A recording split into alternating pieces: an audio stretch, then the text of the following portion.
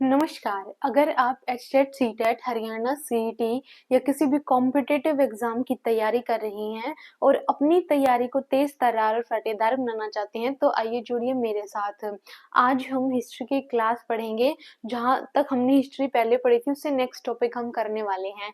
हमने पिछली क्लास में देखा था पोस्ट मौर्यन पीरियड के बारे में और उसमें जो भी राजा थे उनके बारे में हमने पढ़ लिया था। हम सातवाहन वंश के शासन की आर्थिक, सामाजिक, राजनीतिक, धार्मिक स्थिति को देख चुके थे। आज हम सातवाहन के बाद जो छुटपुट राजा हुए हैं, जो छोटे-छोटे वंश आए हैं, उनके बारे में पढ़ेंगे। तो सबसे पहले देखिए कलिंग का चेदी वंश।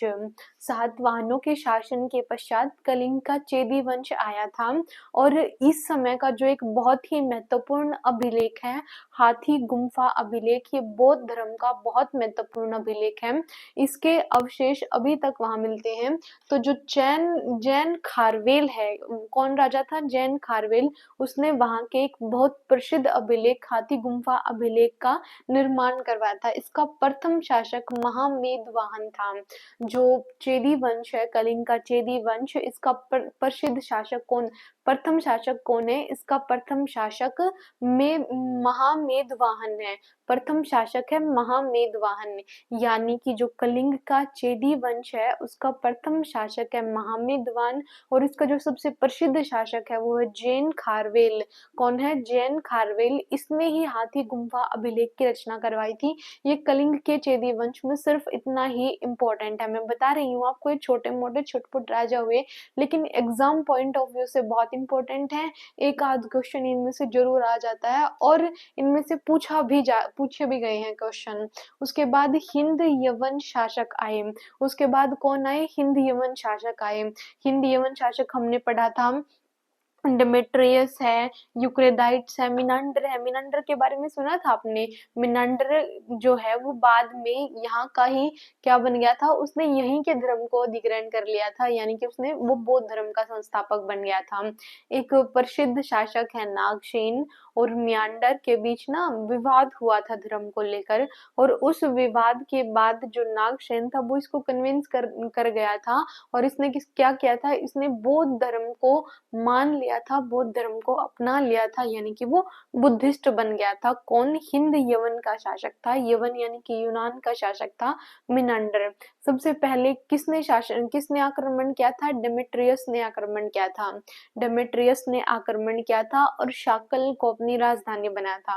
उसके बाद यूक्रेटाइड्स आया, इसने तक्षशिला को अपनी राजधानी बनाया। उसके बाद मिनांडर आया था, इसने भी शाकल को ही अपनी राजधानी बनाया था। तो हम कलिंग वंश के बारे में पढ़ चुके हैं, जो इम्पोर्टेंट बात थी। अब हम हिंद यवन शासक के जो 3 इम्पोर्टेंट आक्रमणकारी थे, उन्होंने कौन सी अपनी राजधानी स्थापित की थी और उन्होंने क्या किया था उसके बारे में अब पढ़ चुके हैं। एक बार नोट से देखिए। कलिंग का चेदी वंश, इस वंश का संस्थापक महामेदवाहन था। जैन खारवेल इस वंश का महान शासक, प्रसिद्ध शासक था। उसने उदयगिरी की पहाड़ियों में हाथी गुम्फा अभिलेख खुदवाया था। कौन सा अभिलेख? वेरी इंपॉर्टेंट है। हाथी गुम्फा अभिलेख कहाँ पर है ये?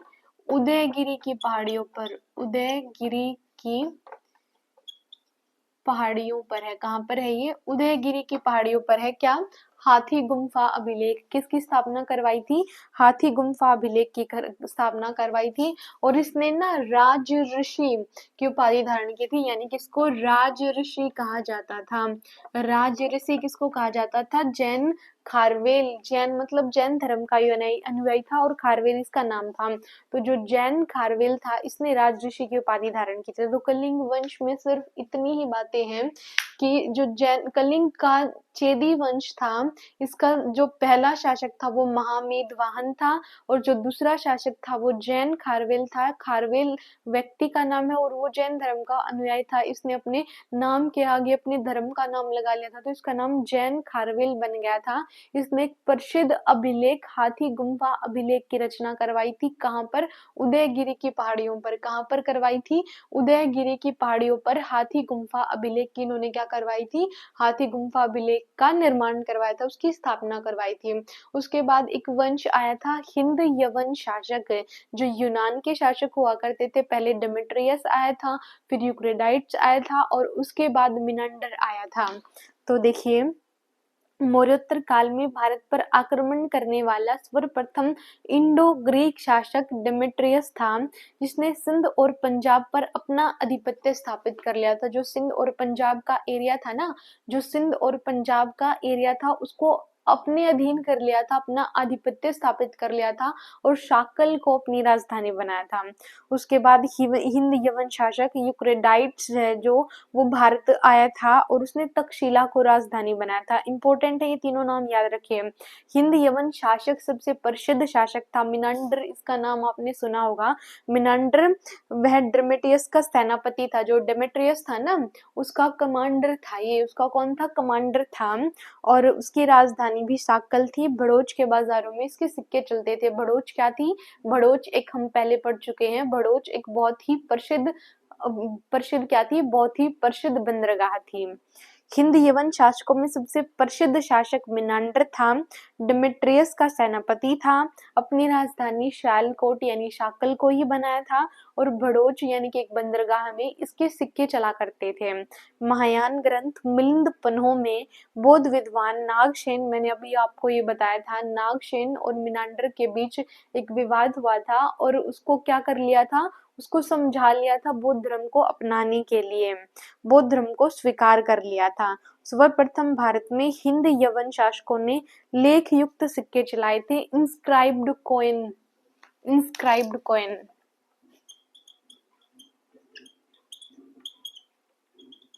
इंस्क्राइब्ड कॉइन्स चलाए थे। क्या चलाए थे? इंस्क्राइब्ड कॉइन चलाए थे।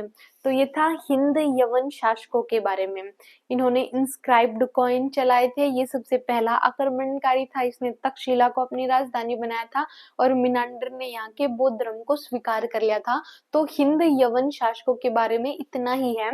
ये बहुत इंपॉर्टेंट है, इन दोनों को एक बार फिर से सुनिए।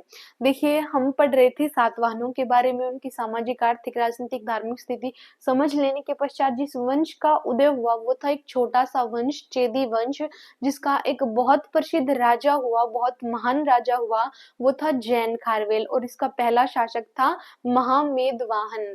पहला शासक था महामेदवाहन, लेकिन प्रसिद्ध और इम्पोर्टेंट शासक था जैन खारवेल, क्योंकि इसने जैन धर्म के एक ग्रंथ हाथी गुम्फा अभिलेख की रचना की थी। जो कहाँ पर रचना की थी? उदयगिरी की पहाड़ियों पर। कहाँ पर इसकी रचना की थी? उदयगिरी की पहाड़ियों पर इस हाथी गुम्फा अभिलेख की रचना की थी। उसके बाद हिंद यवन शासक आए थे। हिंदी यवन शासक यानी कि इंडो ग्रीक जो एम्परर थे वो आए थे। इन्होंने क्या चलाया था? इंस्क्राइब्ड कॉइन यानी कि लेख लेख लिख लिख कर जो इनके सिक्के थे ना, उन पर इनके राजा महाराजाओं की कथाएं या इंस्क्रिप्शन, मतलब इंस्क्राइब किया हुआ लेख युक्त थे। जैसे किसी राजा का नाम है, उसकी जो उपलब्धि है उसके बारे में छोटे छोटे शब्दों में इंस्क्राइब कर दिया। तो इन्होंने हिंद यवन ने इंस्क्राइब्ड कॉइन चलाए थे। सबसे पहला आक्रमणकारी कौन था? डेमेट्रियस सबसे पहला आक्रमणकारी था। उसके बाद यूक्रेडाइट्स आया। डेमेट्रियस ने कौन सी राजधानी? डेमेट्रियस क्या है वो? डेमेट्रियस। डेमेट्रियस ने कौन सी राजधानी बनाई थी? शाकल ही बनाई थी। सिंध और पंजाब पर शासन स्थापित कर लिया था। यूक्रेडाइट्स आया था, इसने तक्षशिला को राजधानी बनाया था। मिनांडर आया था, इसने क्या किया था? बौद्ध धर्म को स्वीकार कर लिया था। क्या किया था? बौद्ध धर्म को स्वीकार कर लिया था। तो हिंद यवन शासकों के बारे में इतना ही। ये मैंने आपके दो इम्पोर्टेंट वंश करवा दिए हैं। उसके बाद आता है शक वंश। शकों का एक बहुत प्रसिद्ध राजा था रुद्रदमन, उसके बारे में ही इम्पोर्टेंट है।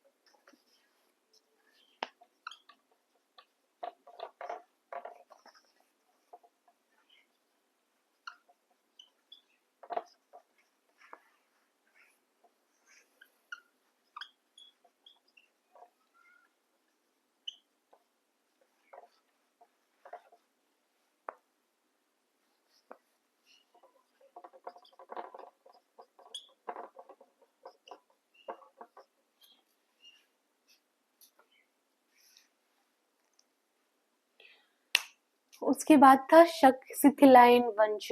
शक वंश के बारे में हमने पहले भी कई बार जिक्र किया है। जिक्र कैसे किया है? जो रुद्रदमन का जूनागढ़ अभिलेख था वो बार बार हमारे सामने, जब हम बौद्ध धर्म के बारे में पढ़ रहे थे, जब हम मौर्यों के बारे में पढ़ रहे थे, जब हम पोस्ट मौर्यन पीरियड पढ़ रहे थे, तो बार बार में जूनागढ़ अभिलेख है उसकी बातें आ रही थी। तो जो जूनागढ़ अभिलेख की रचना एक शक वंश के शासक रुद्रदमन ने करवाई थी। शक वंश के कौन से शासक? रुद्रदमन ने करवाई थी। तो शक वंश के बारे में सुनिए। जो शक वंश है ये 5 भागों में विभक्त था, यानी कि 5 जगहों पर इसका शासन फैला हुआ था। भारत में, अफगानिस्तान में, तक्षशिला में, मथुरा में और उत्तरी दक्कन में। याद रखिए, अफगानिस्तान में, कहाँ पर? अफगानिस्तान में, भारत में, दक्कन में, मथुरा में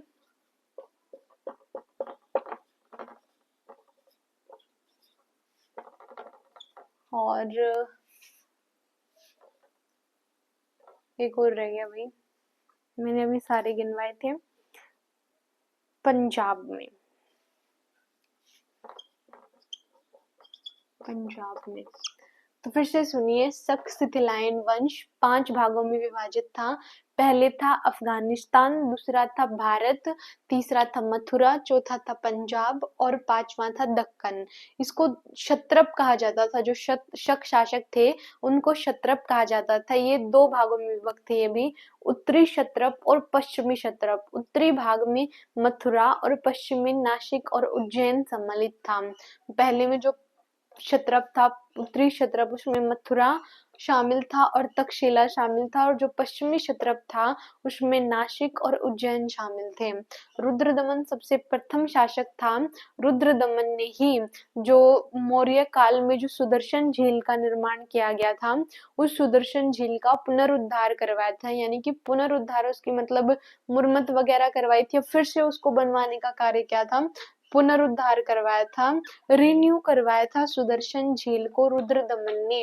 और रुद्रदमन ने ही क्या किया था? जूनागढ़ अभिलेख की रचना की थी। ये बहुत प्रसिद्ध शासक था रुद्रदमन। और रुद्रदमन के बाद जो अंतिम शासक था ना शकवंश का, वो रुद्र सिंह तृतीय था।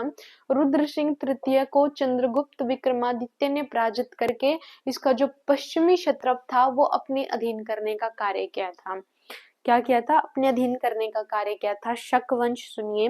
शक शासक 5 शाखाओं में विभक्त थे। प्रथम शाखा में अफगानिस्तान, द्वितीय में पंजाब, तृतीय में मथुरा, चतुर्थ में पश्चिमी भारत और पश्चिमी भारत तथा 5वें में ऊपरी दक्कन तक अपना साम्राज्य स्थापित किया हुआ था। शक राजाओं को क्षत्रप राजा कहा जाता था। उत्तरी क्षत्रप तक्षशिला और मथुरा, पश्चिमी क्षत्रप नासिक और उज्जैन थे। भारत में सर्वाधिक प्रसिद्ध राजा हुआ करता था रुद्रदमन। इसने 130 से लेकर 150 एडी ईस्वी तक शासन किया था। और इसके साम्राज्य में सिंध, कोंकण, मालवा, नर्मदा घाटी, काठियावाड़ और गुजरात का कुछ भाग शामिल था। रुद्रदमन ने मौर्य काल में गिरनार की पहाड़ी पर, गुजरात में गिरनार की पहाड़ियां, वहां पर निर्मित सुदर्शन झील का पुनरुद्धार करवाया था। शक वंश का अंतिम शासक रुद्रदमन रुद्र सिंह तृतीय था। शक वंश का अंतिम शासक कौन था? शक वंश का अंतिम शासक था रुद्र सिंह तृतीय। इसको चंद्रगुप्त था ना, जो चंद्रगुप्त विक्रमादित्य है, चंद्रगुप्त विक्रमादित्य ने पराजित करके इसका पश्चिमी क्षत्रप अपने अधीन कर लिया था। और जूनागढ़ अभिलेख मैंने बता दिया कि रुद्रदमन ने जूनागढ़ अभिलेख का निर्माण करवाया था। ये शक वंश के बारे में सिर्फ यही इंपॉर्टेंट बातें हैं, इससे बाहर नहीं है कुछ भी। सॉरी, यहाँ बार बार गिर रहा है। शक शिथिलायन वंश 5 भाग हैं, हमने पढ़ लिए। अफगानिस्तान, पंजाब, उत्तरी दक्कन और ऊपरी दक्कन और भारत। अफगानिस्तान, पंजाब, भारत, दक्कन, उत्तरी दक्कन मतलब और मथुरा, ये इसके 5 भाग हैं। इसको 2 क्षत्रपों में बांटा गया है। उत्तरी क्षत्रप जिसमें मथुरा और तक्षशिला शामिल है, पश्चिमी क्षत्रप जिसमें नासिक और उज्जैन को शामिल किया गया है। इनके साम्राज्य फैले हुए यहाँ तक। रुद्रदमन बहुत ही प्रसिद्ध व्यक्ति है। सुदर्शन झील का पुनरुद्धार करवाया था, जूनागढ़ अभिलेख का निर्माण करवाया था। और रुद्र सिंह तृतीय है जो इसको हराकर चंद्रगुप्त मौर्य ने इसके पश्चिमी क्षत्रप पर अपना अधिकार कर लिया था। तो ये था शक वंश के बारे में, वेरी इंपॉर्टेंट।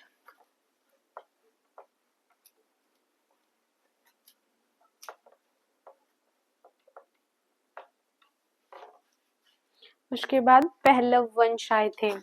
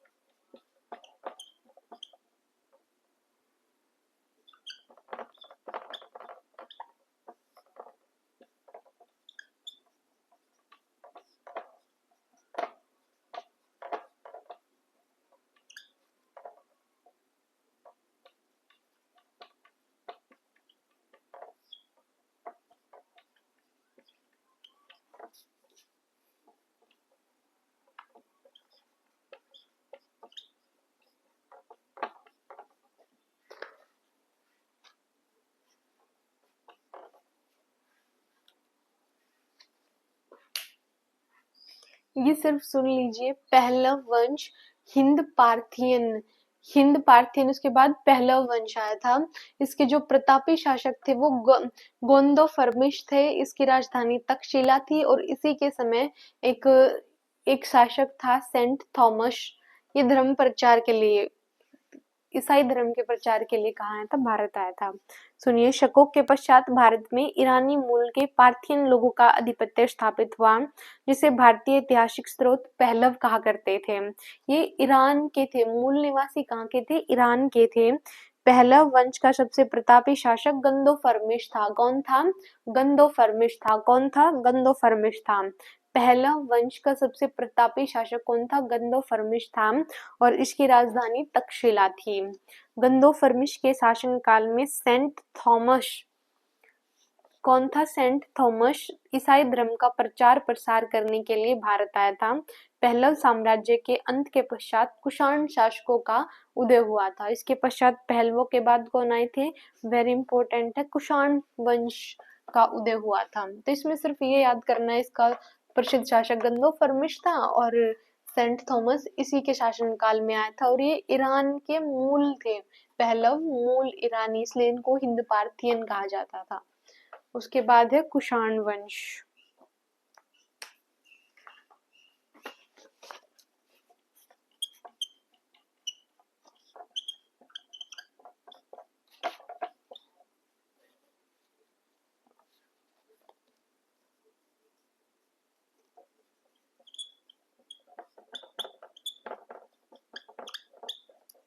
ये फैक्चुअल ज्यादा है, इसमें एक्सप्लेन करने का इतना नहीं है।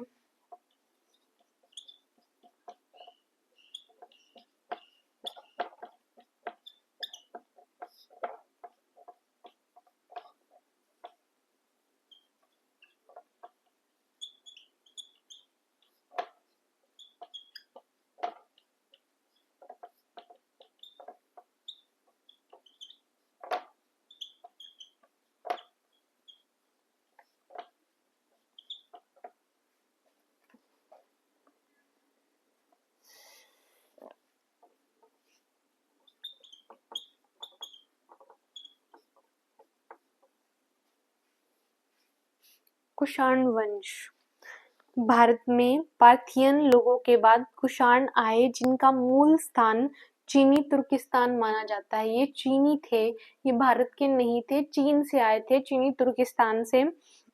इनका संबंध यूची और तोचेरियन कबीले से माना जाता है। तोचेरियन और तोचेरियन और यूची और तोचेरियन कबीले से माना जाता है। कुजलुल कडफिशस प्रथम और विम कडफिशस द्वितीय इस वंश के महत्वपूर्ण शासक है। कडफिशस, कभी हिस्ट्री पढ़ी हो आपने तो कडफिशस का नाम जरूर सुना होगा। तो कुजलुल कडफिशस और विम कडफिशस ये कुषाण वंश के महान शासक थे। जो विम कडफिशस तृतीय था, इसने सोने के सिक्के चलाए थे। कुषाण वंश का सबसे प्रतापी और महानतम शासक कनिष्क हुआ करता था, जिसकी राजधानी पेशावर और द्वितीय राजधानी मथुरा थी। कनिष्क ने कश्मीर को जीतकर कनिष्कपुर नामक नगर बसाया था।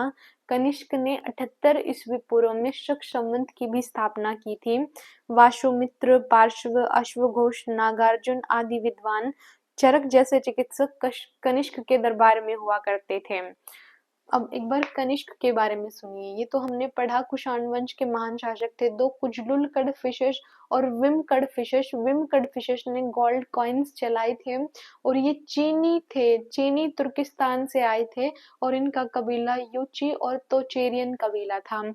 और इनसे 2 प्रसिद्ध शासक हैं, कडफिशेस कुजलुल और विम, और एक सबसे प्रसिद्ध शासक है कनिष्क।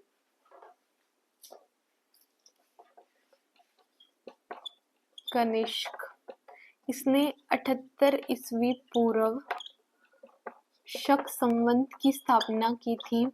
जो 4th बौद्ध संगति थी वो कश्मीर में इसी के समय आयोजित हुई थी। बौद्ध संगति आपको याद है या भूल गए? एक बार फिर से रिवाइज करेंगे जब हम पूरी एनिसेंट हिस्ट्री को रिवाइज करेंगे तब। कनिष्क के शासनकाल में कश्मीर के कुंडलवन में चौथी बौद्ध संगति का आयोजन हुआ था और इसने कश्मीर को जीतकर कनिष्कपुर नगर बसाया था।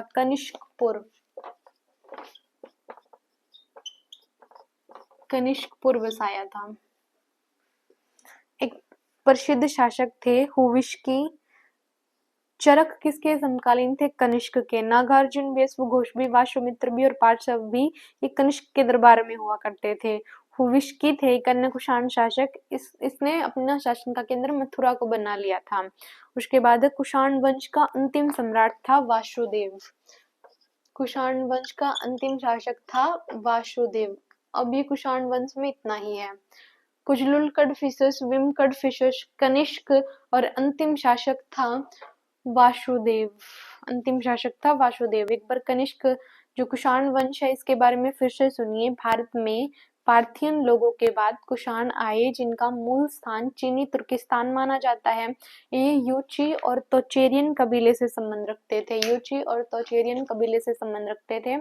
कुजलुल कडफिशेस प्रथम और विम कडफिशेस द्वितीय इस वंश के महत्वपूर्ण शासक हुए। विम कडफिशेस द्वितीय ने भारत में सर्वप्रथम सोने के सिक्के चलाए थे।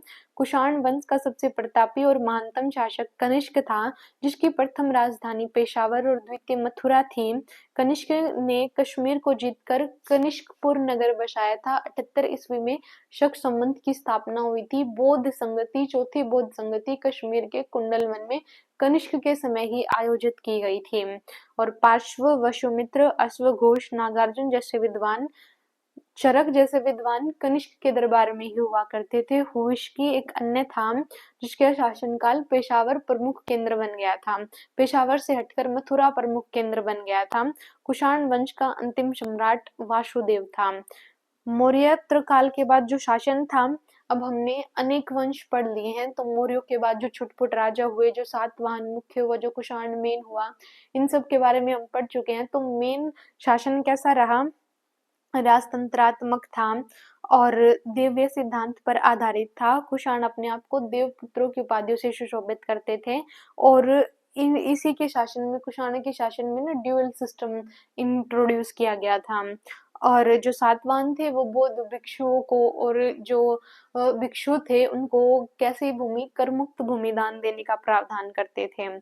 जो पहलव थे ये संयुक्त शासन का प्रारंभ इन्होंने ही किया था। संयुक्त शासन मतलब राजा भी और उनके राजकुमार भी संयुक्त रूप से शासन के प्रति उत्तरदायी हैं। और जो कुषाण थे इनमें दंड नायक और महानायक की पदवियां थी और प्रथम अंतरराष्ट्रीय साम्राज्य का संस्थापक कनिष्क को माना जाता है। प्रथम अंतरराष्ट्रीय साम्राज्य का संस्थापक, प्रथम अंतरराष्ट्रीय साम्राज्य का संस्थापक कौन था? कनिष्क था। तो ये हमने पढ़ लिया। चेदी वंश के बारे में पढ़ा, शक वंश के बारे में पढ़ा, हिंदियन यवन वंश के बारे में पढ़ा, पहलव वंश के बारे में पढ़ा और कुषाण वंश के बारे में जो इम्पोर्टेंट बातें थी वो हमने सारी इस क्लास में डिस्कस की हैं। यहाँ तक पोस्ट मौर्यन पीरियड कंप्लीट हुआ। हमने इसको पूरा डीपली पढ़ा है, फास्टली पढ़ा है। मैंने 2 से 3 क्लास में कंप्लीट पोस्ट मौर्यन पीरियड को कवर करवाया है। इसके बाद एक गुप्त वंश बचता है और एक राजपूत वंश बचता है। उसके पश्चात हमारी पूरी एनिसेंट हिस्ट्री यानी कि 10 के 10 चैप्टर कंप्लीट हो जाएँगे। मैं कोशिश करूँगी 1 या 2 क्लास में पूरी एनिसेंट हिस्ट्री को फिर से रिवाइज़ करने का प्रयास करें हम। मतलब 1 या 2 क्लासेस मैं ऐसी बनाऊँगी जिसमें जो जहाँ तक अब तक हमने जो चैप्टर पढ़े हैं ना, जो राज जो बता रही हूँ मैं, 10 चैप्टर उनमें राजपूत वंश वगैरह जो भी पूरे 10 चैप्टर होंगे ना, ये 8 चैप्टर हो गए यहाँ तक। इसके बाद 7 या 8 चैप्टर हो गए हैं। गुप्त काल होगा, एक गुप्तोत्तर काल होगा और फिर उसके बाद जो राजपूत वंश है, जो छोटे अलग-अलग राजा बचे हुए हैं, बड़ा-सा चैप्टर तो ये है 10th लास्ट वाला, तो इसको करेंगे हम। और इनको करने के पश्चात हम पूरी एनिसेंट हिस्ट्री का एक बार फिर से रिवीजन लेंगे, पूरा क्विक रिवीजन, ताकि हम जो बातें हम भूल गए हैं, जो हमें याद नहीं रही हैं, उनको एक बार फिर से हम रिवाइज कर पाएँ। तो आपको घबराने की ज़रूरत नहीं है, क्लास देखिए और अपना रिवीजन कीजिए, एससेट की तैयारी कीजिए, जो भी कॉम्पिटिटिव एग्ज़ाम आप पढ़ रहे हैं, उसकी तैयारी कीजिए। आज की क्लास में इतना ही, धन्यवाद।